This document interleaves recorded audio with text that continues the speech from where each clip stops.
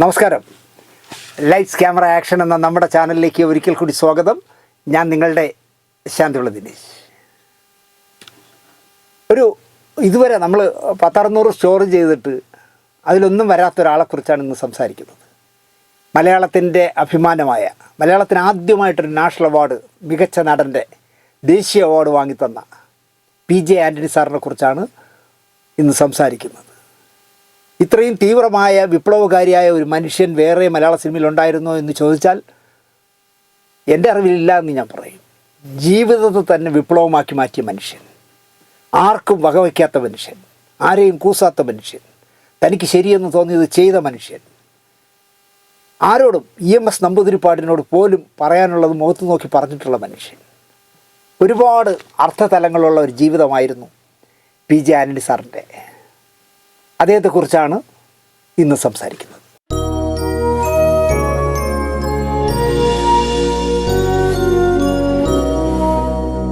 നമസ്കാരം. പള്ളിവാളും കാൽച്ചിലമ്പും എന്ന MD വാസുദേവൻ നായർ സാറിൻ്റെ പ്രശസ്തമായ കഥ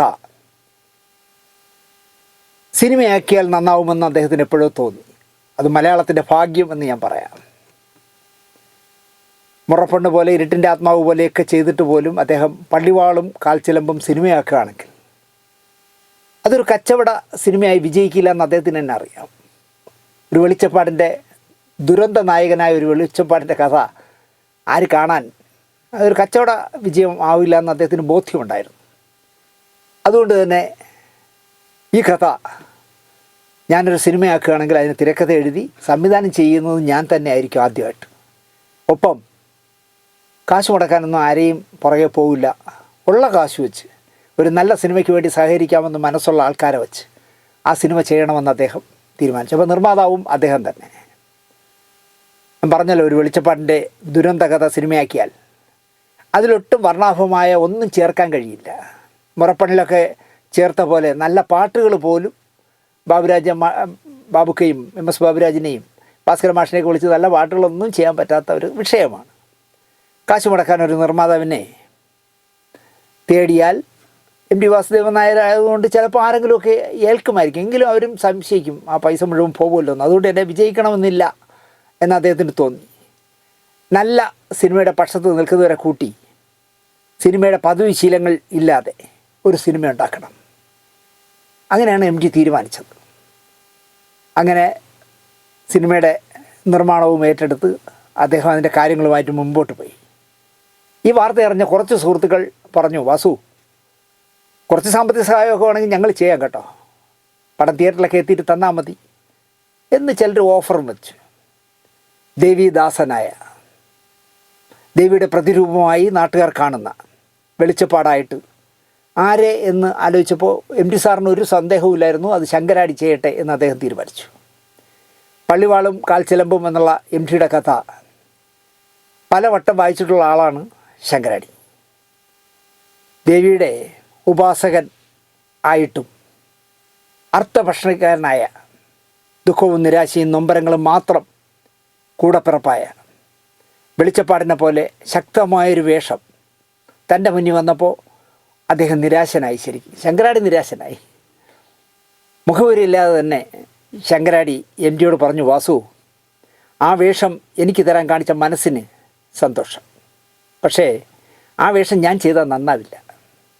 തടിച്ചു കൊടുത്തിരിക്കുന്ന ഞാൻ വെളിച്ചപ്പാടായാൽ അതൊരു മിസ്കാസ്റ്റ് ആവും. എനിക്കങ്ങനെയാണ് തോന്നുന്നത്. അത്രയും MD കടന്ന് ചിന്തിച്ചിട്ട് ഉണ്ടായിരുന്നില്ല.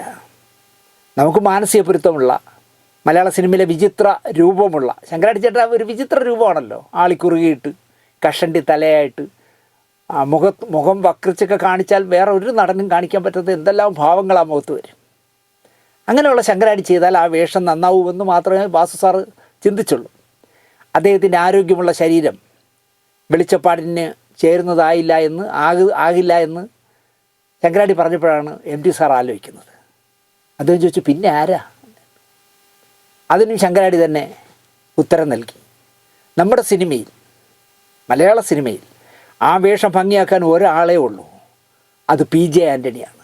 ഇന്നത്തെ കാലത്ത് ഏത് നടൻ പറയും ഒരു ശക്തമായ നായക വേഷം വരുമ്പോൾ അടൂർ ഗോപാലകൃഷ്ണൻ ചെയ്യുന്നൊരു പടത്തിലേക്ക് ഒരു നടനെ വിളിച്ചെന്ന് വിളിച്ചുള്ളൂ, എ ഓർ ബി ഒരാളെ വിളിച്ചു. അയാൾക്ക് സൂട്ടബിൾ അല്ല എന്ന് അയാൾക്ക് തോന്നിയപ്പോൾ, അടൂർ സാറേ ഇത് ഞാൻ ചെയ്താൽ ശരിയാവില്ല, ഇന്ന ആളെ വിളിക്കുന്നു, ഒരാളും പറയില്ല എന്നുള്ള ഒരു ഉറപ്പാണ്, മിസ്കാസ്റ്റ് ആണെങ്കിൽ ഞാൻ തന്നെ ചെയ്യാമെന്നേ പറയൂ. അങ്ങനെയാണ് പി ജെ ആൻ്റണി നിർമാല്യത്തിലെ വെളിച്ചപ്പാടായി മാറുന്നത്. എം ടി നിർമാല്യം ചെയ്യാൻ തയ്യാറെടുക്കുന്ന സമയത്ത് പി ജെ ആൻ്റണി സിനിമാ രംഗമൊക്കെ ഒഴിവാക്കി. കാരണം കള്ളച്ചെക്കുകളൊക്കെ കൊടുത്ത് ഒരുപാട് പേര് പറ്റിച്ചു. അത് മാത്രമല്ല, അദ്ദേഹത്തിൻ്റെ നാടകമാണ് അദ്ദേഹത്തിൻ്റെ മനസ്സ് മുഴുവൻ. അതുകൊണ്ട് തന്നെ സിനിമാ അഭിനയം നിർത്താമെന്ന് പ്ലാൻ ചെയ്തിരിക്കുന്ന സമയത്താണ് നിർമാല്യത്തിലെ വെളിച്ചപ്പാടാവാനായിട്ട് അദ്ദേഹത്തെ തേടുന്നത്. നാടകരചനയിലും സംവിധാനത്തിലും അഭിനയത്തിലും കൂടുതൽ ശ്രദ്ധ കേന്ദ്രീകരിക്കാമെന്ന് അദ്ദേഹം തീരുമാനിച്ച സമയമായിരുന്നു. ഒരാൾവശം എം ഡി ഒരു കത്ത് കൊടുത്തു വിട്ടു. പി ജെ ആൻ്റണി ആ കത്ത് വായിച്ചു. ആശാനെ, എൻ്റെ പള്ളിവാളും കാൽച്ചിലമ്പും ഞാൻ തന്നെ സിനിമയാക്കുന്നു. പണം മുടക്കാനും വേറെ ആളില്ല. പ്രതിഫലം വളരെ കുറച്ചായിരിക്കും. സഹകരിക്കാമോ? ഇതായിരുന്നു തീരുമാനം. എന്തായാലും ഈ വന്ന ആളിൻ്റെ കൈവശം കൊടുത്തു വിട്ടാൽ നന്നായിരിക്കും. ഇതായിരുന്നു ആ കത്തിലുണ്ടായിരുന്ന വരികൾ. കത്ത് വായിച്ചു. പി ജെ ആൻ്റണി കത്ത് വായിച്ചിട്ട് അദ്ദേഹം ആലോചിച്ചൊന്നുമില്ല.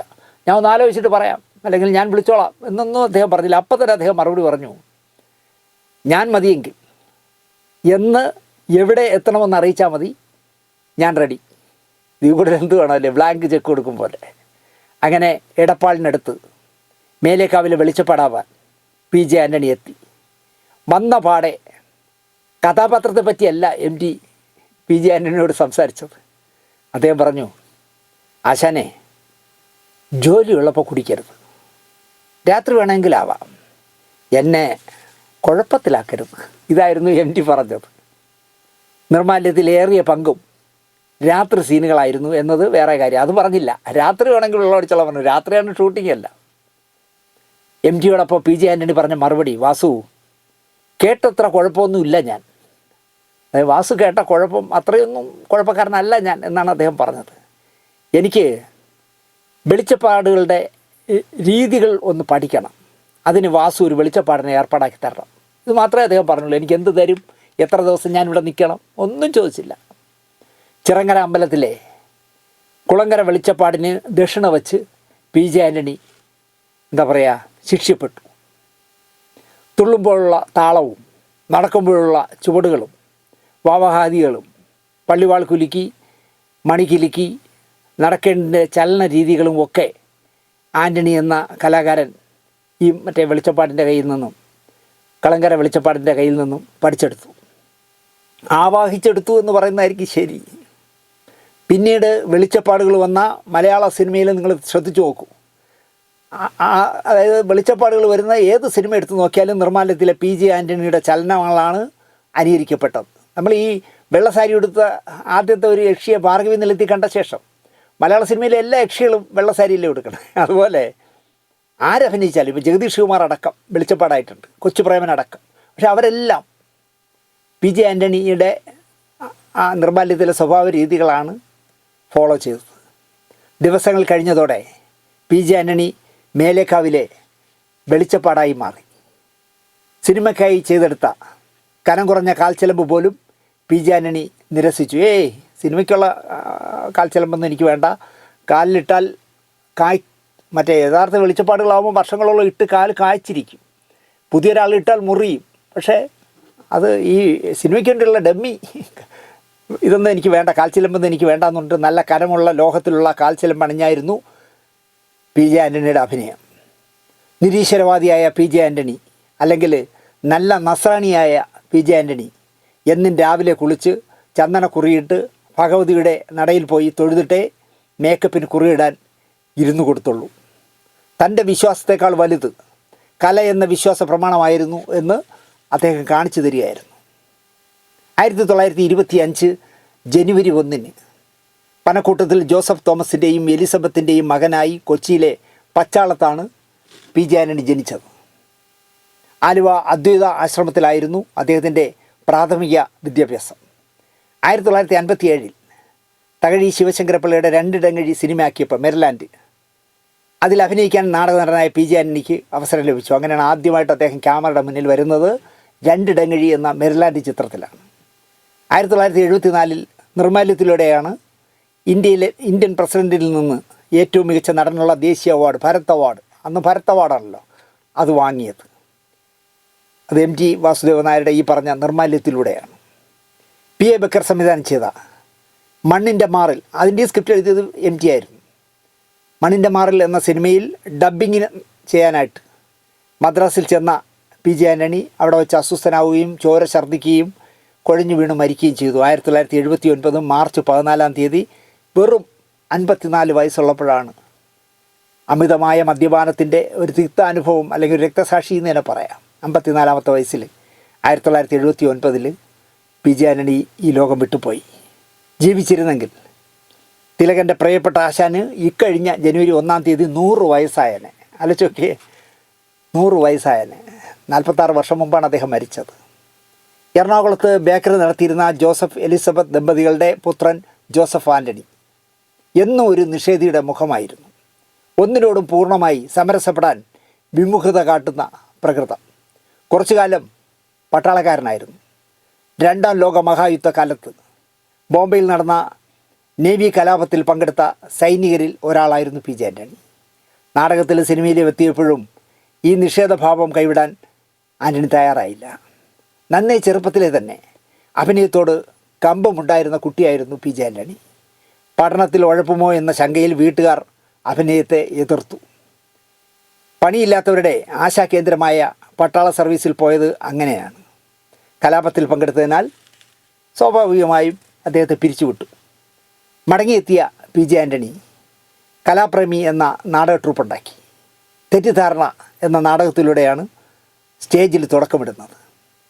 നാടക സ്റ്റേജിൻ്റെ മുന്നിലിരുന്ന് ഹാർമോണിയം വായിക്കുകയും പാടുകയും ഒക്കെ ചെയ്തിരുന്നവരെ ഈ രീതി എൻ്റെ നാടകത്തിൽ വേണ്ട. അവരായിരുന്നു മുഖ്യ കഥാപാത്രങ്ങൾ. ഹാർമോണിയം ഒക്കെ വെച്ച് സ്റ്റേജിൻ്റെ ഫ്രണ്ടിൽ ഇരുന്ന് പാടും, പുറകിലാണ് അഭിനയം നടക്കുന്നത്. അത് വേണ്ട എന്ന് തീരുമാനിച്ചിട്ട് കർട്ടൻ്റെ പുറകിലേക്ക് മാറ്റിയ വ്യക്തിയാണ് PJ ആൻ്റണി. പക്ഷേ തെക്കുറിശ്ശി മാമൻ പറയുന്ന അദ്ദേഹത്തിൻ്റെ ആത്മകഥയിൽ അദ്ദേഹം പറയുന്നത് സ്ത്രീ എന്ന് പറഞ്ഞ അദ്ദേഹം ചെയ്ത നാടകത്തിലാണ് ഞാൻ ഈ ഹാർമോണിസ്റ്റിനെയും പാട്ടുകാരനെയൊക്കെ പുറകിലാക്കിയത്, അതുകൊണ്ട് അവന്മാരെല്ലാം എൻ്റെ ശത്രുക്കളായെന്ന് തെക്കുറിശ്ശി മാമൻ എഴുതിയിട്ടുണ്ട്. പക്ഷേ PJ ആൻ്റണി ആണ് പുറകിലാക്കിയതെന്ന് PJ ആൻ്റണിയുടെ ആത്മകഥയിൽ പറയുന്നു. ചിരപരിചിതരായ രാജാപ്പാർട്ട് നാടകങ്ങൾ കണ്ട് ശീലിച്ചവരുടെ മുന്നിൽ ജീവിതവുമായി അടുത്ത് നിൽക്കുന്ന തെറ്റിദ്ധാരണ എന്ന നാടകം തെറ്റിദ്ധരിക്കപ്പെട്ടു. അമിതാഭിനയമൊക്കെ കാണിക്കുന്ന ഒരു ബാലെ ടൈപ്പിലായിരുന്നു പഴയകാല നാടകങ്ങൾ. തമിഴിൽ നിന്നാണല്ലോ മലയാളത്തിൽ അധികം നാടകങ്ങളും ഉണ്ടായിട്ടുള്ളത്. അതിൽ നിന്ന് മാറി മലയാളിത്തമുള്ളൊരു നാടകം ചെയ്തപ്പോൾ ആളുകൾ കൂകി വെളുപ്പിച്ചു. അദ്ദേഹത്തിൻ്റെ നാടക സ്മരണകളിൽ ഈ പരാജയത്തെപ്പറ്റി PJ ആൻ്റണി എഴുതിയത്, ഒരു നാടകം കളിച്ചതിൻ്റെ പേരിൽ അമ്മയ്ക്ക് വിളി കേട്ട ആദ്യത്തെ ദിവസം ഞാൻ ഉറങ്ങിയില്ല. ഒരു മനുഷ്യനും ഉണ്ടാകാത്ത അപമാനമായിരുന്നു ആ തെറിവിളി. അന്ന് PJ ആൻ്റണി ഒരു തീരുമാനമെടുത്തു. ഇനി നാടകമാണ് എൻ്റെ എല്ലാം. ഒരു നാടകകൃത്ത് നടനുമായി ഞാൻ ജീവിക്കും. ഒരു നാടകക്കാരൻ എന്ന അംഗീകാരം കിട്ടാൻ എത്ര വർഷം വേണമെങ്കിലും ക്ലേശങ്ങൾ അനുഭവിക്കാൻ ഈ ആൻ്റണി ഒരുക്കമാണ് എന്ന് അദ്ദേഹം ശപഥം പോലെ അന്ന് പറഞ്ഞു. ആ തീരുമാനം പാലിക്കപ്പെടുക തന്നെ ചെയ്തു. മലയാള നാടകവേദിയിൽ ഒരു ഇരിപ്പിടം PJ ആൻ്റണി ഉണ്ടാക്കിയെടുത്തു. 1953 PJ ആൻ്റണി രചിച്ച ഈഗുലാബിൻ്റെ മക്കൾ കേരളക്കരയാകെ ഇളക്കിമറിച്ചു. നാടകത്തിൻ്റെ രാഷ്ട്രീയ പശ്ചാത്തലവും മൂർച്ചയേറിയ സംഭാഷണങ്ങളും തിരുക്കൊച്ചി മദ്രാസ് ഭരണകൂടങ്ങളെ കൊണ്ട് നാടകം നിരോധിപ്പിക്കുന്ന അവസ്ഥയിലെത്തിച്ചു. പ്രതിഷേധങ്ങൾ എല്ലായിടത്തും ഉണ്ടായി. നിരോധനം എടുത്തു മാറ്റി. 200-ലധികം സ്റ്റേജുകളിലേക്ക് ഇൻക്ലാബിൻ്റെ മക്കൾ ആ സമയത്ത് നിരോധനം പിൻവലിച്ച അപ്പം തന്നെ ബുക്ക് ചെയ്തു. ഇതോടെ PJ ആൻ്റണി എന്ന വിപ്ലവകാരിയായ നാടക ആചാര്യൻ ജനിച്ചു എന്ന് പറയാം. 1951 മട്ടാഞ്ചേരി ചാപ്പ വ്യവസ്ഥയ്ക്കെതിരെ പ്രഖ്യാപിച്ച തൊഴിലാളി പ്രക്ഷോഭത്തെ അന്നത്തെ ഭരണകൂടം നിറത്തോക്കുകൊണ്ട് നേരിട്ടു. 3 തൊഴിലാളികൾ പിടഞ്ഞു വീണ് മരിച്ചു.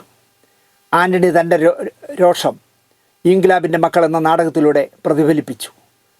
ആൻ്റണി ആ നാടകം എഴുതി. കാട്ടാളന്മാർ നാട് ഭരിച്ച് നാട്ടിൽ തീമഴ പെയ്തപ്പോൾ പട്ടാളത്തിന് പുല്ലായി കരുതിയ മട്ടാഞ്ചേരിയെ മറക്കാമോ എന്ന് അദ്ദേഹം ഇൻക്ലാബിൻ്റെ മക്കൾ എന്ന നാടകത്തിൽ എഴുതി. എന്ത് നല്ല വരികളെന്ന് നിങ്ങൾ ആലോചിച്ച് നോക്കിയേ. കാട്ടാളന്മാർ നാട് ഭരിച്ച് നാട്ടിൽ തീമഴ പെയ്തപ്പോൾ പട്ടാളത്തിന് പുല്ലായി കരുതിയ മട്ടാഞ്ചേരിയെ മറക്കാമോ എന്നാണ് അദ്ദേഹം എഴുതിയത്. ഏതു തുറയിലും അനീതിക്കെതിരെ സത്യത്തിൻ്റെ മുഖം മറയ്ക്കാൻ PJ ആൻ്റണി ഇഷ്ടപ്പെട്ടില്ല.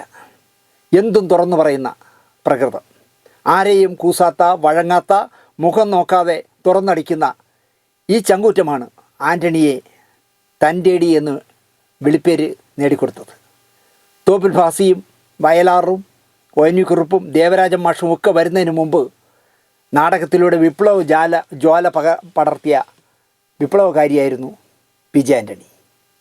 കമ്മ്യൂണിസ്റ്റ് സഹയാത്രികനായിരുന്നിട്ടും അസ്ഥിയിൽ പിടിച്ച രാഷ്ട്രീയക്കാരനായിരുന്നില്ല PJ ആൻ്റണി. വിമോചന സമരകാലത്ത് സമരത്തിനെതിരെ ഒരു നാടകം എഴുതിക്കാൻ കമ്മ്യൂണിസ്റ്റ് പാർട്ടി തീരുമാനിച്ചു. അതിന് പറ്റിയ ആൾ PJ ആൻ്റണിയാണെന്ന് കണ്ട മുഖ്യമന്ത്രി EMS നമ്പൂതിരിപ്പാട് എറണാകുളത്ത് വന്നപ്പോൾ ആൻ്റണിയെ അന്വേഷിച്ചു. ആർക്കും ഒരു പിടിയില്ല എവിടെ ഉണ്ടെന്ന്. വീട്ടുകാർക്ക് പറഞ്ഞുകൊണ്ട് നാട്ടുകാർക്ക് പറഞ്ഞുകൂടെ ആൻ്റണി എവിടെ ഉണ്ടെന്ന്. ഒടുവിൽ കർണക്കോടം കള്ള് ഷാപ്പിൽ നിന്നും ആൻ്റണിയെ കണ്ടുകിട്ടി. എറണാകുളം ഗസ്റ്റ് ഹൗസിൽ ആൻ്റണിയെ എത്തിച്ചു. EMS കാര്യം പറഞ്ഞു. ആൻ്റണിക്ക് സമ്മതം. അപ്പോൾ EMS ചോദിച്ചു, എപ്പോൾ തരും നാടകം എന്ന് ചോദിച്ചു. എടുത്തടിച്ച പോലെയായിരുന്നു PJ ആൻ്റണിയുടെ ഉത്തരം. നാളെ രാവിലെ തരാം. രാത്രിയാണ് പറയണത്, നാളെ രാവിലെ തരാം നാടകം. PJ ആൻ്റണിയുടെ രചനാരീതികൾ അറിയാത്ത EMS കള്ളിൻ്റെ പുറത്തുള്ള തള്ളായിരിക്കുമെന്നാണ് കരുതിയത്. ഗസ്റ്റ് ഹൗസിൽ ഇടവും വലവുമുള്ള 2 മുറികൾ എടുത്തു തരാൻ ആവശ്യപ്പെട്ടു. കേട്ടെഴുതാൻ 2 പേരെയും സംഘടിപ്പിച്ചു. ഒരു മുറിയിലുള്ള ആൾക്ക് നാടകത്തിൻ്റെ ഒരു രംഗവും അടുത്ത മുറിയിലുള്ള ആൾക്ക് അടുത്ത രംഗവും മാറി മാറി പറഞ്ഞു കൊടുത്ത് വെളുപ്പിന് നാടകം PJ ആൻ്റണി പൂർത്തിയാക്കി. വിമോചനം എന്നായിരുന്നു നാടകത്തിൻ്റെ പേര്. ഒരുപാട് സ്റ്റേജുകളിൽ വിമോചനം കമ്മ്യൂണിസ്റ്റ് പാർട്ടി കളിച്ചു. സ്വാതന്ത്ര്യത്തിന് തൊട്ട് മുമ്പുള്ള നാളുകളിൽ PJ ആൻ്റണി പ്രതിഭ ആർട്സ് ക്ലബ്ബ് എന്ന് പറഞ്ഞൊരു നാടക ട്രൂപ്പ് തുടങ്ങി. മുൻ സാംസ്കാരിക മന്ത്രിയായിരുന്ന TK രാമകൃഷ്ണൻ, അതുപോലെ തന്നെ നമ്മുടെ നടൻ ശങ്കരാടി തുടങ്ങിയവരൊക്കെ ആൻ്റണിയോടൊപ്പം ഉണ്ടായിരുന്നു. പ്രതിഭയുടെ നാടകം ഭരണാധികാരികൾ നിരോധിച്ചപ്പോൾ രാജ്യാതിർത്തിയിലൂടെ ഒഴുകിയ പെരിയാറ്റിൽ, ആലുവയിലൂടെ ഒഴുകുന്ന പെരിയാറ്റിൽ ചങ്ങാടത്തിൽ സ്റ്റേജ് കെട്ടി PJ ആൻ്റണി നാടകം അവതരിപ്പിച്ചു. പ്രതിഭയിലൂടെ വളർന്ന കലാകാരനും കലാകാരിയുമായിരുന്നു തിലകനും കവിയൂർ പൊന്നമ്മയും ഒക്കെ. PJ ആൻ്റണി നാടകത്തിൽ നിന്നും സിനിമയിലെത്തി. പക്ഷേ സിനിമ കാണാൻ അദ്ദേഹത്തിന് ഒട്ടും താല്പര്യമില്ല. അതാണ് രസം. സിനിമാക്കാരനായിട്ടും അദ്ദേഹത്തിന് സിനിമ കാണുന്നത് ഇഷ്ടമല്ല. ഞാനാകെ 4 സിനിമകളെ കണ്ടിട്ടുള്ളൂ എന്നാണ് അദ്ദേഹത്തിൻ്റെ ആത്മകഥയിൽ അദ്ദേഹം പറയുന്നത്. അതിലൊന്ന് എൻ്റെ ഭാര്യ എന്നെ നിർബന്ധിച്ച് കൊണ്ടുപോയതാണ്. മദ്രാസിൽ നിന്ന് ഞാൻ വാങ്ങിക്കൊടുത്ത സാരി ഉടുത്ത് പത്രാസ് കാണിക്കാനായിരുന്നു അവളുടെ ആഗ്രഹം. അതായത് ആ സാരി ഉടുത്ത് പോയി ഒരു തിയേറ്ററിൽ ഇരുന്നൊരു സിനിമ കാണണം, അതിന് നിർബന്ധിച്ച് PJ ആൻ്റണിയെ വിളിച്ചുകൊണ്ട് പോയി എന്നാണ് പറയുന്നത്. അവൾക്ക് വേണ്ടി ആ സിനിമ കണ്ടു എന്ന് പറയുന്നതായിരിക്കും ശരി. പിന്നെ നദി എന്ന് പറഞ്ഞ സിനിമ കണ്ടു. 1000 പാദസരങ്ങൾ കിലുങ്ങും ആലുവ പുഴ എന്നുള്ള മനോഹരമായ പാട്ടുള്ള നദി. അതെങ്ങനെ കണ്ടു എന്ന് ചോദിച്ചാൽ, ആലപ്പി വിൻസെൻ്റ് വന്ന് പറഞ്ഞു, എടോ താൻ ഒരു പടവും കാണാറില്ലല്ലോ, ഇതെങ്കിലും വന്നൊന്ന് കാണും. മദ്രാസിൽ പ്രിവ്യൂ ഇടാണ്, അതിനാണ് ക്ഷണിച്ചത്. എത്ര പേർക്ക് അറിയാമെന്ന് എനിക്കറിയില്ല, ഹരിപ്പോത്തൻ സുപ്രിയയുടെ ബാനറിൽ നിർമ്മിച്ച നദിയുടെ കഥ PJ ആൻ്റണി എഴുതിയതാണ്. സംഭാഷണം എഴുതിയത് തോപ്പിൽ ഭാസിയുമായിരുന്നു. PJ ആൻ്റണിയും ഭാര്യയും കൂടി പ്രിവ്യൂ കാണാൻ ചെന്നു. അടുത്തിരുന്ന സിനിമ കാണാനിരുന്ന നടി ശാരദ, നദിയിലെ നായിക ശാരദ PJ ആൻ്റണിയുടെ ഭാര്യയുടെ ചെവിയിൽ ഒരു രഹസ്യം പറഞ്ഞു. ഇദ്ദേഹം കണ്ടമാനം പുകവലിക്കും, മദ്യപിക്കുന്നു, നിങ്ങളത് കൺട്രോൾ ചെയ്യണമെന്നാണ് ശാരദാമ്മ പറഞ്ഞത്. ഇക്കാലത്ത് മനുഷ്യന് ഹൃദയം ഒരധികപ്പറ്റാണ്. പക്ഷേ എന്ത് ചെയ്യാം, അറുത്ത് എടുത്ത് കളയാൻ പറ്റില്ലല്ലോ എന്നാണ് PJ ആൻ്റണി പറയുന്നത്. ഒന്നും ചെയ്യാൻ നിവൃത്തിയില്ലാത്ത ഇടത്താണല്ലോ ഹൃദയം കൊണ്ട് വച്ചിരിക്കുന്നത് ദൈവം എന്നാണ് അദ്ദേഹം പറയുന്നത്. തൻ്റെ നിരീക്ഷണങ്ങൾ, ശരികൾ വിളിച്ചു പറയാൻ ഒരിക്കലും ഭയക്കാത്ത മനുഷ്യനായിരുന്നു PJ ആൻ്റണി. ഇവിടെ വലിയവൻ ചെയ്യുന്നതൊക്കെ മഹാകാര്യമായി കരുതി അവരെ താങ്ങി നടക്കുന്ന ശുംഭന്മാരാണ് അധികവും എന്നാണ് PJ ആൻ്റണി പറയാറ്. വലിയ നടൻ എത്ര വഷളായി അഭിനയിച്ചാലും അത് വലിയ അഭിനയമാണ്. വലിയ ഗായകൻ പൊട്ടപ്പാട്ട് പാടിയാലും അത് വലിയ പാട്ടാകും. വലിയ കവി ചെറു കവിത എഴുതിയാലും അതിന് സ്തുതിഗീതം പാടി നടക്കാൻ ആളെ കിട്ടും. വ്യക്തിയെയാണ്, അവൻ്റെ സൃഷ്ടിയെയല്ല വിലയിരുത്തുന്നത്. ഇവിടെ ആദ്യ ഭരത് അവാർഡ് നേടിയ ആൻ്റണിക്ക് കേരള സർക്കാർ സ്വീകരണം നൽകി. തിരുവനന്തപുരത്ത് ടാഗോർ തിയേറ്ററിലായിരുന്നു. അന്നത്തെ മുഖ്യമന്ത്രി C. അച്യുതമേനോനാണ് ആ സ്വീകരണം അറേഞ്ച് ചെയ്തത്. എല്ലാ സ്തുതിവചനങ്ങളും കേട്ടിരുന്ന പി ജെ ആൻ്റണി മറുപടി പ്രസംഗത്തിനായിട്ട് എണീറ്റു. സ്വന്തം കാറും വിമാനവും ഒക്കെയുള്ള പണക്കാർക്ക് അവാർഡുകൾ വലിയ അലങ്കാരമായിരിക്കും. പി ജെ ആൻ്റണി പ്രസംഗിക്കുകയാണ്. എന്നെപ്പോലെയുള്ളവർക്ക് ഇത് താങ്ങാൻ കഴിയാത്ത ഭാരമാണ്.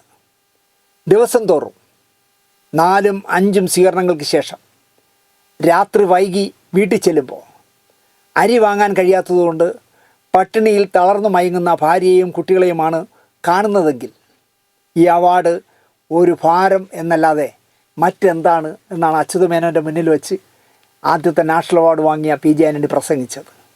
ഞാൻ 6 അവാർഡുകൾ നിരസിച്ച ആളാണ്. പട്ടിണി കിടക്കുന്നവന് ഭക്ഷണത്തിന് വല്ലതും നൽകാതെ അവാർഡ് നൽകി അപമാനിക്കുന്ന ഈ ഏർപ്പാട് ഞാൻ ഇപ്പോൾ വഴങ്ങിയത് എന്താണെന്ന് ചോദിച്ചാൽ, മദ്രാസിലും ബോംബെയിലും കൽക്കത്തയിലുമൊക്കെ ജീവിക്കുന്ന പരസഹസ്രം മലയാളികൾക്ക് കേരളത്തിൻ്റെ പേരിൽ അഭിമാനം കൊള്ളാൻ ഇത് വക നൽകുമല്ലോ. അങ്ങനെ ചിലർ എന്നെ ഉപദേശിച്ചതുകൊണ്ടാണ് ഞാൻ ഡൽഹിയിൽ പോയി ഈ അവാർഡ്, നാഷണൽ അവാർഡ് വാങ്ങിയത് എന്നാണ് ആ പ്രസംഗത്തിൽ അദ്ദേഹം പറഞ്ഞത്. തമ്പുരാന് മുതുകിൽ പുണ്ണു വന്നാൽ എണ്ണയും കുഴമ്പുമാണ് മരുന്ന്. പൊലേന് മുതുകിൽ പുണ്ണു വന്നാൽ തൂമ്പയാണ് ഔഷധം. മലയാള സിനിമയ്ക്ക് ആദ്യമായി ഭാരത് അവാർഡ് നേടിത്തന്ന പി ജെ ആൻ്റണിയെ ആദരിക്കാൻ മദ്രാസിലെ ചലച്ചിത്ര പരിഷത്ത് തീരുമാനിച്ചു. പരിഷത്തുകാർ നേരിട്ട് വന്ന് ആൻ്റണിയോട് ആഗമന ഉദ്ദേശം പറഞ്ഞു. ആദ്യകാലത്ത് ഭാരത് അവാർഡിന് ശില്പവും പ്രശസ്ത പത്രവും മാത്രമേ ഉള്ളൂ. ഇന്നത്തെ പോലെ താമരയൊന്നും അല്ല അവാർഡ്. ഞാൻ ആ അവാർഡ് കാണിക്കാം. ആ കുറവ് പരിഹരിക്കാൻ പരിഷത്ത് സ്വീകരണത്തിനൊപ്പം, അത് 10 പൈസ കിട്ടിയില്ല ഡൽഹിയിൽ പോയിട്ട്. അപ്പോൾ അതിൻ്റെ കുറവ് പരിഹരിക്കാനായിട്ട് ചലച്ചിത്ര പരിഷത്ത് പറഞ്ഞു, താങ്കൾക്ക് 25,000 രൂപ കൂടി നൽകും ഈ സ്വീകരണത്തിൽ എന്ന് പറഞ്ഞു. 1974 അപ്പോൾ 50 വർഷം മുമ്പ് 25,000 എന്ന് പറഞ്ഞാൽ ഇന്നത്തെ ഒരു 2.5 കോടി രൂപയുടെ മൂല്യമുണ്ട്. എനിക്കാരുടെയും സൗജന്യമൊന്നും വേണ്ട, അഭിനയിച്ച വകയിൽ കിട്ടാനുള്ള പണം പരിഷത്ത് ഇടപെട്ട് വാങ്ങിത്തന്നാൽ മതി എന്നായിരുന്നു പി ജെ ആൻ്റണിയുടെ മറുപടി. നിങ്ങളുടെ 25,000 രൂപയൊന്നും എനിക്ക് വേണ്ട, ഞാൻ അഭിനയിച്ചതിൽ കുറേ നിർമ്മാതാക്കൾ പൈസ തരാനുണ്ട്, ആ പൈസ പരിഷത്ത് ഇടപെട്ട് വാങ്ങിത്തന്നാൽ മതി എന്നായി പി ജെ ആൻ്റണി. ദാരിദ്ര്യത്തിൽ നട്ടം തിരിയുന്ന കാലത്താണ് ഈ 25,000 രൂപ പി ജെ ആൻ്റണി നിഷേധിക്കുന്നത്. വ്യക്തികളാണല്ലോ നിർമ്മാതാക്കൾ. അവർ തരാനുള്ള കാശിൻ്റെ കാര്യത്തിൽ പരിഷത്തിന് എന്ത് ചെയ്യാൻ പറ്റുമെന്നായി വന്ന പരിഷത്തുകാർ. എടുത്തടിച്ച പോലെ പി ജെ ആൻ്റണിയുടെ മറുപടി വന്നു, ഒരു കലാകാരന് കിട്ടേണ്ട കാശ് വാങ്ങിക്കൊടുക്കാൻ കഴിയില്ല എങ്കിൽ പിന്നെന്തിനാണ് ഈ പരിഷത്തും പരീക്ഷകളുമൊക്കെ എന്നാണ് ചോദിച്ചത്. പരിഷത്തും പരീക്ഷകളുമൊക്കെ എന്നാണ് അദ്ദേഹം ചോദിച്ചത്. ആൻ്റണി പരിഷത്തിൻ്റെ ആ ആദരം തള്ളിക്കളഞ്ഞു പോയില്ല. ഇനിയുമുണ്ട് രസകരമായ ഭരത് അവാർഡ് കഥകൾ. മലയാളത്തിൽ ആദ്യമായി ലഭിച്ച ഭരത് അവാർഡല്ലേ, കേരളം മുഴുവൻ അത് അലയടിച്ചു. സംഘടനകളും രാഷ്ട്രീയ പാർട്ടികളുമൊക്കെ പി ജെ ആൻ്റണിയെ സ്വീകരിക്കാനും ആദരിക്കാനും ഇറങ്ങി. വിളിക്കുന്നിടത്ത് ചെല്ലുമ്പോൾ കുറേ പേർ ആൻ്റണിയുടെ അഭിനയത്തെ വാനോളം പുകഴ്ത്തും. കുറേ വില കുറഞ്ഞ നേരിയതും ഫലകങ്ങളുമൊക്കെ നൽകും. ചിലർ മദ്യസൽക്കാരം നടത്തും. ഇതെല്ലാം കൊണ്ട് പി ജെ ആൻ്റണിക്ക് മടുപ്പായി. 1.5 മാസം വീട്ടിൽ എവിടെ പോകുന്നു എന്ന് പോലും പറയാതെ പി ജെ ആൻ്റണി മുങ്ങി ഒരു തേയില എസ്റ്റേറ്റിൽ പോയി ഒളിച്ചു താമസിച്ചു. അവാർഡ്, അതായത് ഈ സ്വീകരണങ്ങൾ ഏറ്റുവാങ്ങാൻ മടിച്ച് ഒരു എസ്റ്റേറ്റിൽ പോയി താമസിച്ച ആദ്യത്തെ ആളാണ്, ഒളിച്ചു താമസിച്ച ആളാണ് പി ജെ ആൻ്റണി. ഇപ്പോൾ ഉള്ളവന്മാരാണെങ്കിലോ സ്വന്തം കാശ് മുടക്കി സ്വന്തം സ്വീകരണ ചടങ്ങ് നടത്തുന്ന കാലമാണ്.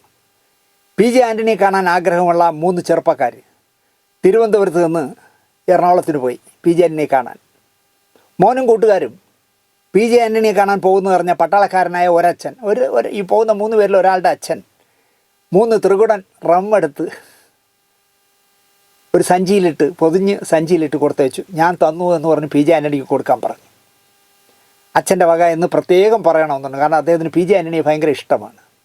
വീട് കണ്ടുപിടിച്ച് 3 പി ജെ ആൻ്റണിയുടെ വീട്ടിലെത്തി. അദ്ദേഹം ഉണ്ട്, കാര്യങ്ങളൊക്കെ ചോദിച്ചറിഞ്ഞു. ജവാൻ കൊടുത്തയച്ച 3 കുപ്പി മദ്യം കൈമാറി. ആൻ്റണിക്ക് വലിയ സന്തോഷം. നിങ്ങൾക്ക് പകരം ഞാൻ എന്ത് തരും എന്നായി അദ്ദേഹം. ഇവിടെ ഒന്നും ഇരിപ്പില്ല എന്ന് അദ്ദേഹം തുറന്നു പറഞ്ഞു. ഭാര്യയെ വിളിച്ചു, ഇവർക്ക് എന്തെങ്കിലും കൊടുക്കാനുണ്ടോ എന്ന് ചോദിച്ചു. അപ്പോൾ ചായ ഇട്ട് കൊടുക്കാനുള്ള തേയിലപ്പൊടി പോലും ഇല്ല. ഇരുന്നാൽ കഞ്ഞി ഉണ്ടാക്കാം, ചമ്മന്തിയും എന്ന് അവർ പറഞ്ഞു. മേരി എന്നാണ് അദ്ദേഹത്തിൻ്റെ ഭാര്യയുടെ പേര്. അത് മതി, നീ കഞ്ഞി ഉണ്ടാക്ക്. അത് അനന്തപത്മനാഭൻ്റെ നാട്ടിൽ നിന്ന് വന്ന മക്കളാണ്. അവർക്ക് കഞ്ഞിയും ചമ്മന്തി നൽകിയിട്ടേ ആൻ്റണി വിട്ടുള്ളൂ. വീട്ടിൽ അഷ്ടിക്ക് വകയില്ലെങ്കിലും നീട്ടിയ 25,000 രൂപ തിരസ്കരിച്ച അഭിമാനിയായിരുന്നു, അല്ലെങ്കിൽ അഭിമാനിയായ മനുഷ്യനായിരുന്നു PJ ആൻ്റണി.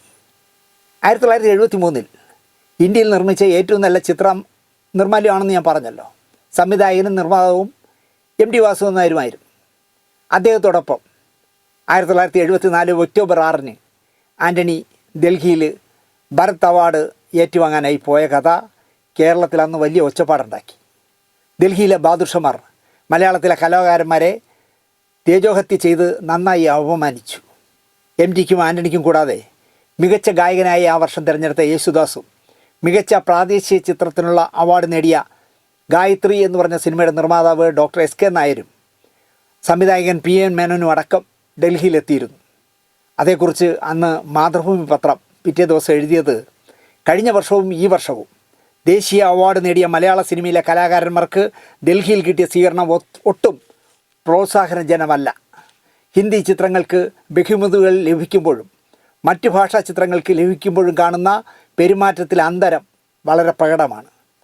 ഒരു സ്കൂൾ സ്വീകരണ ചടങ്ങിലെ ജേതാക്കൾക്ക്, അല്ലെങ്കിൽ വാർഷിക ചടങ്ങിലെ ജേതാക്കൾക്ക് ഇതിലും ഭേദപ്പെട്ട സ്വീകരണമാണ് ലഭിക്കാറ്. ഇപ്രാവശ്യത്തെ ബഹുമതി ദാനം ഏറ്റവും മോശപ്പെട്ട രീതിയിലാണ് നടത്തിയതെന്നും മാതൃഭൂമി എഴുതി. അന്നത്തെ ദേശാഭിമാനി എഴുതിയത്, അവാർഡ് നേടുന്ന കലാകാരന്മാർ അത് സ്വീകരിക്കാൻ ഡൽഹിയിലെത്തുമ്പോൾ കേന്ദ്ര ഗവൺമെൻറ് ചെയ്തു കൊടുത്തിരുന്ന സൗകര്യങ്ങൾ ഈ വർഷം പൊടുന്നനെ നിർത്തിക്കളഞ്ഞു. ടെലിഫോൺ സൗകര്യമുള്ള സ്ഥലത്ത് താമസിച്ചു കൊള്ളണമെന്നും, അത് സ്വന്തം ചെലവിൽ അതിൻ്റെ ചിലവെല്ലാം സ്വയം വഹിച്ചു കൊള്ളണമെന്നും അവർ നിർദ്ദേശിച്ചു. ഓരോ തീവണ്ടി ടിക്കറ്റ്, ട്രെയിനിലുള്ള ഓരോ ടിക്കറ്റ് മാത്രമാണ് ഈ അവാർഡ് ജേതാവിന് ശില്പവും ഫലകവും അല്ലെങ്കിൽ ശില്പവും സർട്ടിഫിക്കറ്റിൻ്റെയും കൂടെ കിട്ടിയത്.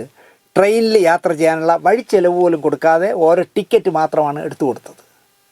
2 ഡെങ്കഴി മുതൽ മണ്ണിൻ്റെ മാറൽ വരെ 78 സിനിമകളിൽ PJ ആൻ്റണി അഭിനയിച്ചു. ശരിക്കും പറഞ്ഞാൽ നിർമ്മാല്യത്തിന് ശേഷം സിനിമയിൽ പൂർണ്ണമായും PJ ആൻ്റണി ഇല്ലായിരുന്നു. നിർമ്മാല്യം നേടിക്കൊടുത്ത ഭാരത് അവാർഡ് ശരിക്കും PJ ആൻ്റണിയുടെ ആരോഗ്യത്തെ തകർത്തു എന്ന് പറയാം. സാമ്പത്തികമായി ഒന്നും നേടാനായില്ലെങ്കിലും സ്വീകരണശേഷം ലഹരി സൽക്കാരത്തിൽ അദ്ദേഹത്തെ വീഴ്ത്തി നശിപ്പിച്ചു. KP കുമാറിൻ്റെ അതിഥി, യൈൻ തമ്പിയുടെ പാദസരം, PA ബക്കറിൻ്റെ മണ്ണിൻ്റെ മാറിൽ തുടങ്ങി വളരെ കുറച്ച് 6-7 സിനിമകളെ നിർമ്മാല്യത്തിന് ശേഷം അദ്ദേഹം ചെയ്തുള്ളൂ. 115ഓളം നാടകങ്ങൾ എഴുതി, 7 നോവലുകൾ, ലേഖന സമാഹാരങ്ങൾ, കവിതാ സമാഹാരങ്ങൾ, ഗാനോപഹാരം മുതലായവ അദ്ദേഹം രചിച്ചു. 8 സിനിമകൾക്ക് PJ ആൻ്റണി തിരക്കഥ എഴുതി. ആൻ്റണിക്ക് ഭരത് അവാർഡ് കിട്ടിയ ഗ്ലാമറിൽ രസകരമായ കഥയാണ്. കൊച്ചിയിലെ കച്ചവടക്കാരായ 2 യുവ സുഹൃത്തുക്കൾ ഹസനും റഷീദും അവരൊരു സിനിമ PJ ആൻ്റണിയെ കൊണ്ട് സംവിധാനം ചെയ്യിക്കാൻ തീരുമാനിച്ചു. ഭരത് അവാർഡ് കിട്ടിയ ആളല്ലേ, PJ ആൻ്റണി സംവിധാനം ചെയ്യുന്ന സിനിമ എന്ന് പറഞ്ഞ്, ആദ്യമായി സംവിധാനം ചെയ്യുന്ന സിനിമ എന്ന് പറഞ്ഞ് ഇറക്കാമല്ലോ. കാരണം നാടകത്തിൽ വലിയ സംവിധായകനാണല്ലോ. കൊച്ചിയിൽ നങ്കൂരമിടുന്ന കപ്പലുകൾക്ക് ആവശ്യമായ ഈ പലവ്യഞ്ജനങ്ങളൊക്കെ എത്തിക്കുന്ന, അവർക്ക് സപ്ലൈ ചെയ്യുന്ന ആൾക്കാരായിരുന്നു ഈ പറയുന്ന റഷീദും ഹസൻ. അങ്ങനെ PJ ആൻ്റണി സംവിധാനം ചെയ്യുന്ന സിനിമ പെരിയാർ അണിയറ പ്രവർത്തനങ്ങൾ ആരംഭിച്ചു. കഥ, തിരക്കഥ, സംഭാഷണം, ഗാനങ്ങൾ, സംവിധാനം എല്ലാം PJ ആൻ്റണി ചെയ്യും. പുതുമുഖ അഭിനേതാക്കളാണ് ഏറിയ പങ്കും. നാടകത്തിൽ കൂടെ ഉണ്ടായിരുന്ന തിലകനും TP രാധാമണിയും ഒക്കെ അക്കൂട്ടത്തിലുണ്ട്. ആലുവയിൽ അക്കാലത്ത് ഒരു സഹകരണ മേഖലയിൽ നിന്നൊരു സ്റ്റുഡിയോ തുടങ്ങിയിരുന്നു, അജന്ത സ്റ്റുഡിയോ. നമ്മുടെ പെരുമ്പുഴ ഗോപാലകൃഷ്ണൻ മാമൻ അടക്കമുള്ളവർ ചേർന്നുണ്ടാക്കിയ സ്റ്റുഡിയോ. അപ്പോൾ അങ്ങനെ ആലുവ അജന്ത സ്റ്റുഡിയോയിലും ആലുവ പുഴയുടെ തീരങ്ങളിലുമൊക്കെ ആയിരുന്നു ഷൂട്ടിംഗ്. സിനിമ പിടുത്തം ചുക്കോ ചുണ്ണാമ്പോ എന്നറിയാത്ത ചെറുപ്പക്കാരാണ് നിർമ്മാണം. അപ്പോൾ സ്വാഭാവികമായും PJ ആൻ്റണി ആ സ്പോട്ടിലെ സർവാധികാരി ആയി മാറുമല്ലോ. ഈ സിനിമയിൽ ഒരു കള്ളുകൂടി സീനുണ്ട്. എല്ലാം റിയലിസ്റ്റിക് ആയിരിക്കണം എന്ന കാര്യത്തിൽ അദ്ദേഹം വാശിയുള്ള ആളായിരുന്നു. റിയലിസ്റ്റിക് എന്ന് പറയുമ്പോൾ ഈ കള്ളിന് പകരം ഡ്യൂപ്ലിക്കേറ്റ് സിനിമയിൽ ഉണ്ടാക്കുന്ന തംസപ്പ് ഒന്നും കൊണ്ടുവച്ചാൽ പോരാ, കള്ളായിട്ട് തന്നെ കാണിക്കണമെന്ന് അദ്ദേഹത്തിന് വാശിയായിരുന്നു. അതിൽ അദ്ദേഹം നിർബന്ധിച്ചു, അങ്ങനെ തന്നെ വേണം. അങ്ങനെ 600 കുപ്പി ബിയർ 300 കുപ്പി മദ്യം, 250 കോഴികളെ കൊന്ന് കരിച്ചതും പൊരിച്ചതും ഒക്കെ ആയിട്ട് ഈ കള്ളുകുടി സീൻ ചിത്രീകരണം ആരംഭിച്ചു. പക്ഷേ സംവിധായകൻ മുതൽ ലൈറ്റ് ബോയ് വരെയുള്ള മുഴുവൻ പേരും, ഷൂട്ടിംഗ് ക്രൂ, അതുപോലെ നടീനടന്മാരും എല്ലാം കുടിച്ച് ഓഫായി പോകുന്നത് സ്വാഭാവികമായിരുന്നു. 3 ദിവസം തുടർച്ചയായി ഈ മദ്യപാന സീന്, ഈ പാർട്ടി സീൻ ചിത്രീകരിച്ചു. ഈ പോക്ക് നല്ലതല്ല എന്ന് യുവ നിർമ്മാതാക്കളെ വിതരണക്കാർ ഉപദേശിച്ചു. അന്ന് വിതരണക്കാരാണല്ലോ അവസാന വാക്ക്. അവർ പറഞ്ഞു, ഇങ്ങനെ പോയാൽ ശരിയാവില്ല കേട്ടോ എന്ന് പറഞ്ഞു. ഈ രീതിയിലാണ് ഷൂട്ടിങ്ങെങ്കിൽ സിനിമ പൂർത്തിയാകില്ല എന്നും വിതരണക്കാർ നിർമ്മാതാക്കളോട് പറഞ്ഞു. ചെറുപ്പക്കാരല്ലേ, അല്ലെങ്കിൽ പി ജെ ആൻ്റണിയുടെ ആരാധകരുമാണ്. സംവിധായകനെ അവർ കൈയൊഴിഞ്ഞില്ല. പോകണമെങ്കിൽ ഒരു 2.5 ലക്ഷം രൂപയിൽ പോകുമെന്നായി അവർ. 1973 51 വർഷം മുമ്പ് 2.5 ലക്ഷം എന്ന് പറഞ്ഞാൽ ഇന്നത്തെ ഒരു 2-2.5 കോടി ഏറ്റവും ചുരുങ്ങിയത് മൂല്യം വരുമെന്ന് ഞാൻ കരുതുന്നു. 2 ഇഡ്ഡലി വാങ്ങാനായിട്ട്, സീനിൽ അഭിനയിപ്പിക്കാനായിട്ട് 2 ഇഡ്ഡലി വേണം. ഏതൊരു സീനിൽ 6 മൈൽ അകലെയുള്ള ചായക്കടയിൽ പോയാണ് കാറ് പോയി ഇഡ്ഡലി വാങ്ങിക്കൊണ്ട് വന്നത്. ഇതുപോലുള്ള കലാപരിപാടികളായിരുന്നു ദിവസവും നടന്നത്. അക്കാലത്ത് സൺഗൺ ഉപയോഗിച്ച് ചില സീനുകൾ ചിത്രീകരിക്കും. ഒരു സൺഗണ്ണിന് 1000 രൂപയായിട്ടാണ് വില. പക്ഷേ 10 ദിവസം സൺഗൺ ഉപയോഗിച്ചതിന് 10,000 രൂപയാണ് വാടക കൊടുത്തത്. ഇങ്ങനെയൊക്കെ ആയിരുന്നു ഈ സിനിമയുടെ ചിത്രീകരണ രീതി. 2 ആഴ്ച പൊടിച്ച് ഷൂട്ടിംഗ് തീർന്നു. ഇതൊക്കെ കവർ ചെയ്യാൻ നാട്ടിലുള്ള പത്രക്കാർ മുഴുവൻ, സിനിമാ പത്രക്കാരായ കുടിയന്മാർ മുഴുവൻ തമ്പടിച്ചിരുന്നു ആലുവയിൽ. അവർ തീറ്റയും കുടിയായിട്ട് നല്ല രസമായിട്ട് ആൻ്റണിയുടെ കൂടെ സെറ്റിലുമൊക്കെ കവർ ചെയ്ത് നടന്നു. 12 ദിവസം കൊണ്ട് 35,000 അടി ഷൂട്ട് ചെയ്തു. കെട്ടിപ്പിറക്കി മദ്രാശിയിലേക്ക് പോയി. ന്യൂ ഇറ എന്ന് പറഞ്ഞ അക്കാലത്തൊരു വലിയ സ്റ്റുഡിയോ ഉണ്ടായിരുന്നു, ലാബ് ഉണ്ടായിരുന്നു. ന്യൂ ഇറ ലാബിൽ കൊണ്ടുപോയിട്ട് ഷൂട്ട് ചെയ്ത് അത്രയും ഡെവലപ്പ് ചെയ്തു. പ്രിൻ്റാക്കിയപ്പോൾ ഉപയോഗിക്കാൻ പറ്റുന്ന 5,000 അടിയേ ഉള്ളതിൽ. ബാക്കി എന്താ പറയുക, ഒന്നുമില്ല. അപ്പോൾ ഇൻ്റർവ്യൂ കാണിക്കാനുള്ള സിനിമയെ കയ്യിലുള്ളൂ. ഞാൻ എന്ത് ചെയ്യാനാ, ഇത്രയും ആയപ്പോൾ കഥ തീർന്നു പോയി എന്നായിരുന്നു സംവിധായകൻ പറയുന്നത്. തിരക്കഥാകൃത്തായ സംവിധായകൻ പറയണം, ഞാൻ എന്ത് ചെയ്യാൻ, ഞാൻ എഴുതി വന്നപ്പോൾ ഇത്രയും ഉണ്ടായിരുന്നുള്ളൂ, ഇനിയൊരു മാർഗ്ഗമുണ്ട്, നമുക്ക് വേണമെങ്കിൽ മറ്റൊരു കഥ കൂടി ഇതിൻ്റെ കൂടെ ഘടിപ്പിക്കാം എന്നായി പി ജെ ആൻ്റണി. ചിത്രത്തിന് ക്ലീൻ സർട്ടിഫിക്കറ്റ് കിട്ടി, യു സർട്ടിഫിക്കറ്റ് തന്നെ കിട്ടി. അതിനുശേഷമായിരുന്നു പെരിയാർ എന്ന് പറഞ്ഞ സിനിമയുടെ മുഖ്യ ഷൂട്ടിംഗ്. കുറേ കോമഡിയും ലവ് സീനുമൊക്കെ പുതുതായി എഴുതി ചേർത്ത് വല്ല വിധേനയും 10,000 അടിയാക്കി പെരിയാറിനെ. സ്വാഭാവികമായും ഇത്തരം ഒരു സാധനം കാണാൻ ആളെ കിട്ടില്ല എന്ന് പറയണ്ടല്ലോ. പടം 8 നിലയിൽ പൊട്ടി. ഹസൻ റഷീദുമാരുടെ 2.5 ലക്ഷം രൂപ സ്വാഹ എന്ന് പറയും പോലെ അങ്ങ് പോയി. പി ജെ ആൻ്റണി സംവിധാനം ചെയ്യുന്ന പരിപാടി അവസാനിപ്പിച്ചു. ആ ഒറ്റ സിനിമ തന്നെ തുടക്കവും ഒടുക്കവും അതിൽ തന്നെയായിരുന്നു. 2.5 ലക്ഷം പോയതോടെ സിനിമാ നിർമ്മാണം എന്താണെന്ന് റഷീദും ഹസനും പഠിച്ചു. ബാബുവിനെ കൊണ്ട് പ്രേം നസീർ, നന്ദിത ബോസ്, അടൂർ ബാസി മുതലായവരെ പ്രധാന കഥാപാത്രങ്ങളാക്കി ചഞ്ചല എന്ന് പറഞ്ഞ പടം ഈ പറഞ്ഞ ഹസനും റഷീദും കൂടെ അടുത്ത് നിർമ്മിച്ചു. മോശമല്ലാതെ ചിലവാക്കിയ കാശും കുറച്ച് ലാഭവും അതിൽ നിന്ന് കിട്ടി. ഇതോടെ ഹസനും റഷീദും പിരിഞ്ഞു. ഹസൻ ഭാര്യ ആരിഫയുടെ പേരിൽ ബാനറുണ്ടാക്കി, ആരിഫ ഹസൻ എൻ്റർപ്രൈസസ് എന്ന് പറഞ്ഞ ബാനറുണ്ടാക്കി. എന്നിട്ട് ഈ എന്താ പറയുക, തനി കച്ചവട സിനിമകളായ കുറേ സിനിമകൾ ഹസൻ തന്നെ കയറി അങ്ങ് സംവിധാനം ചെയ്തു. അങ്ങനെ ഹസൻ നിർമ്മിച്ച് സംവിധാനം ചെയ്ത സിനിമയായിരുന്നു ജയൻ നായകനായ ബെൻസുവാസു. നല്ല വിജയം നേടിയ സിനിമയായിരുന്നു. അത് കഴിഞ്ഞ് വർക്കല ജോഷി അറിയപ്പെട്ടിരുന്ന നമ്മുടെ പ്രിയപ്പെട്ട ജോഷി സാറിനെ വെച്ച് ഹസൻ മൂർഖൻ എന്ന് പറഞ്ഞ, വേണമെങ്കിൽ ജയേട്ടൻ്റെ അവസാനത്തെ സിനിമ എന്ന് പറയാം, മൂർഖൻ എന്ന് പറഞ്ഞ സിനിമ നിർമ്മിച്ചു. അങ്ങനെ ഹസൻ അറിയപ്പെടുന്ന ബാനറുകാരനായി മാറി. റഷീദ് സത്യനന്ദിക്കാടിനെ വെച്ച് മണ്ടന്മാർ ലണ്ടനിൽ എന്ന് പറഞ്ഞ സിനിമ ചെയ്തു. നല്ല വിജയമായിരുന്നു ആ പടം. പക്ഷേ പെട്ടെന്ന് രോഗഗ്രസ്തനായി അദ്ദേഹം മരിച്ചു. മണ്ടന്മാർ ലണ്ടനിലാണ് അദ്ദേഹം പ്രൊഡ്യൂസ് ചെയ്തത്. അദ്ദേഹത്തെ നിങ്ങൾക്ക് മനസ്സിലാക്കാൻ എളുപ്പ വഴി എന്താണെന്ന് ചോദിച്ചാൽ, ഈ പറയുന്ന റഷീദ് എന്ന് പറഞ്ഞ ആളിൻ്റെ മകനാണ് ഇന്നത്തെ പ്രശസ്തനായ നടൻ റിയാസ് ഖാൻ. അപ്പം നിങ്ങൾക്ക് മനസ്സിലായില്ലായിരുന്നു. 1979 54 വയസ്സിൽ പി ജെ ആൻ്റണി മദ്രാശിയിൽ മരിക്കുമ്പോൾ ഭാര്യ മേരിയും മകൾ എലിസബത്തും മകൻ ജോസഫും ശരിക്കും അനാഥരായി പോയെന്ന് പറയാം. കുടുംബക്കാരുടെ സഹായത്താൽ ജീവിച്ചു എന്നും പറയാം. മകൻ വക്കീലാണെന്ന് തോന്നുന്നു.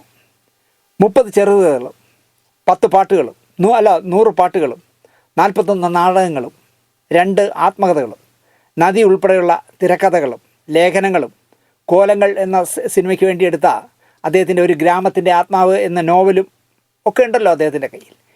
P J Antony foundation, P J ആൻ്റണിയുടെ സമ്പൂർണ്ണ കൃതികൾ എന്ന് പറഞ്ഞ് ഇതെല്ലാം കൂടെ ചേർത്ത് 4 വാള്യമുള്ള പുസ്തകമാക്കി. ഇത് പി ജെ ആൻ്റണിയുടെ കുടുംബത്തെ, മേരിയെയും 2 മക്കളെയും സംരക്ഷിക്കാൻ അല്ലെങ്കിൽ അവർക്ക് സഹായമാകാൻ വേണ്ടിയാണ് ഈ ഫൗണ്ടേഷൻ ഈ സമ്പൂർണ്ണ കൃതികൾ ഇറക്കിയത്. 4 വാള്യത്തിൽ അത് പിന്നീട് സാഹിത്യ പ്രവർത്തക സംഘം NBS ഏറ്റെടുത്ത് അത് പുറത്തിറക്കി. 4 വാള്യത്തിനും കൂടി 2450 രൂപയാണ് വില. ഞാൻ ഈ പ്രോഗ്രാം തയ്യാറാക്കാനായിട്ട് ആ 4 വാള്യവും ഞാൻ പലവട്ടം വായിച്ചിട്ടുള്ളതാണ്. രസകരമായ പുസ്തകങ്ങളാണ്, പ്രത്യേകിച്ച് ആ 4-ാം വാള്യം. അപ്പോൾ ആ പുസ്തകം ഇങ്ങനെ എടുത്ത് നോക്കിയപ്പോൾ ഞാൻ ആലോചിക്കുകയായിരുന്നു, 2450 രൂപ കൊടുത്ത് എല്ലാവർക്കും പുസ്തകം വാങ്ങിക്കാൻ കഴിയില്ല. പക്ഷേ പ്രധാനപ്പെട്ട വായനശാലകളിൽ അതുണ്ടാകാം. എനിക്ക് ഈ പ്രോഗ്രാം കാണുന്ന നിങ്ങൾ ഓരോരുത്തരോടും എനിക്ക് പറയാനുള്ളത്, പി ജെ ആൻ്റണിയുടെ ഈ സമ്പൂർണ്ണ കൃതികൾ 4 വാള്യവും നിങ്ങൾ ഓരോരുത്തരും വായിക്കണം എന്ന് ഞാൻ പറയും. ഏറ്റവും ചുരുങ്ങിയത് എൻ്റെ 4-ാമത്തെ വാള്യമെങ്കിലും ഗ്രന്ഥശാലകളിൽ ചെന്ന് നിങ്ങൾ വായിക്കണം. പി ജെ ആൻ്റണി എന്ന മനുഷ്യനെ പറ്റി വേണമെങ്കിൽ എനിക്കൊരു 10 എപ്പിസോഡ് ചെയ്യാൻ പറ്റും, അത്രയും ഉണ്ട് അദ്ദേഹത്തെ പറ്റി പറയാൻ. എന്തായാലും ഞാൻ നേരത്തെ പല എപ്പിസോഡുകളിലും പറഞ്ഞതുപോലെ യൂട്യൂബ് 30 മിനിറ്റിനുള്ളിൽ പ്രോഗ്രാമുകൾ ഒതുക്കണം എന്ന് നമ്മളെ നിർദ്ദേശിച്ചിരിക്കുന്നതുകൊണ്ട്, അവർക്ക് പരസ്യങ്ങൾ ഒരുപാട് കിട്ടാൻ അതാണ് അവർക്ക് ഗുണം ചെയ്യുന്നത് എന്ന് പറയുന്നതുകൊണ്ട്, എനിക്ക് സാമ്പത്തികം കിട്ടാനും അതാണ് നല്ലതെന്ന് അവർ സജഷൻ വയ്ക്കുമ്പോൾ നമ്മളിപ്പോൾ 30 മിനിറ്റിന് താഴെയുള്ള പ്രോഗ്രാമുകളിലേക്കാണ് പോകുന്നത്. ഏതായാലും പി ജെ ആൻ്റണി സാറിനെക്കുറിച്ച്, അദ്ദേഹത്തിൻ്റെ ശവക്കല്ലറിൽ എന്തെഴുതണമെന്ന് അദ്ദേഹം പറഞ്ഞതിനെക്കുറിച്ച്, അദ്ദേഹത്തിൻ്റെ ജീവിത സത്യങ്ങളെക്കുറിച്ച് ഒക്കെ ഇനി ഒരിക്കൽ പറയാമെന്ന് പറഞ്ഞുകൊണ്ട്, ആ അനശ്വരനായ കലർപ്പില്ലാത്ത കലാകാരന്, കലർപ്പില്ലാത്ത നാടകകൃത്തിന്, കലർപ്പില്ലാത്ത മനുഷ്യന് ആത്മാഞ്ജലി നേർന്നുകൊണ്ട് ഈ എപ്പിസോഡ് ഇവിടെ അവസാനിപ്പിക്കുന്നു. നന്ദി, നമസ്കാരം.